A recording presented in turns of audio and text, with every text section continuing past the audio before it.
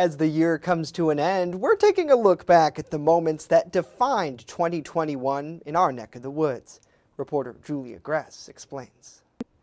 In January, the first doses of the COVID-19 vaccine were administered, changing the landscape of the global pandemic. By March, mass vaccination sites in Jamestown allowed for hundreds of people to get the shot. I have a husband who is a brittle diabetic, so he is very susceptible to things as well.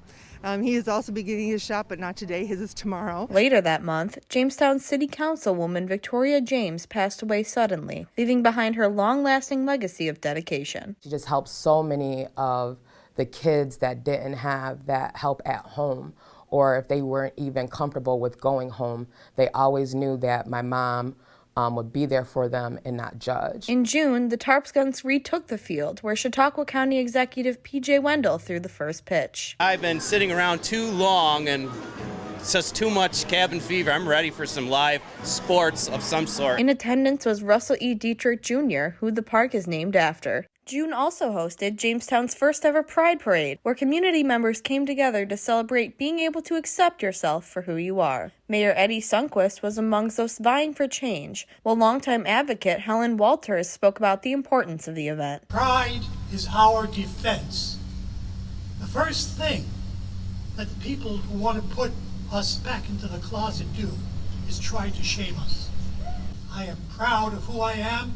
I am proud of who I present myself to be. As the summer continued into July, a Jamestown police officer went viral after body cam footage showed him heroically saving a family from a house fire. Officer Mark Conklin described the event, saying he was in the right place at the right time. Initially, I really didn't even feel the heat because adrenaline is just so high. I knew they couldn't stay up there for long, so they had to get off somehow. In August, then Governor Andrew Cuomo resigned amid sexual harassment allegations, as well as his mishandling of nursing home deaths during the pandemic. New York State Assemblyman Andy Goodell said this decision was the right thing to do to best serve those statewide. No one wants to go down in history as being only the second governor in the entire history of the state of New York to be impeached.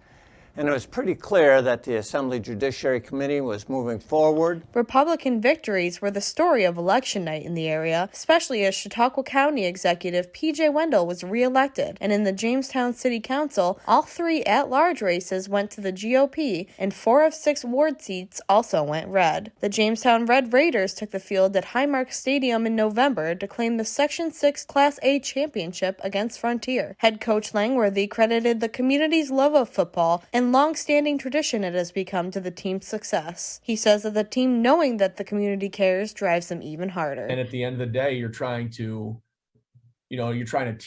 teach young people life lessons through athletics, but you're also trying to teach them that winning's important and achievement's important, success is important, but it's hard.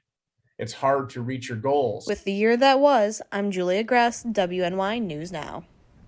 Julia, thank you. And tomorrow we're taking a full look back at all the major stories of 2021 as part of our Year in Review show, which airs at noon right here on WNY News Now and, of course, Channel 716.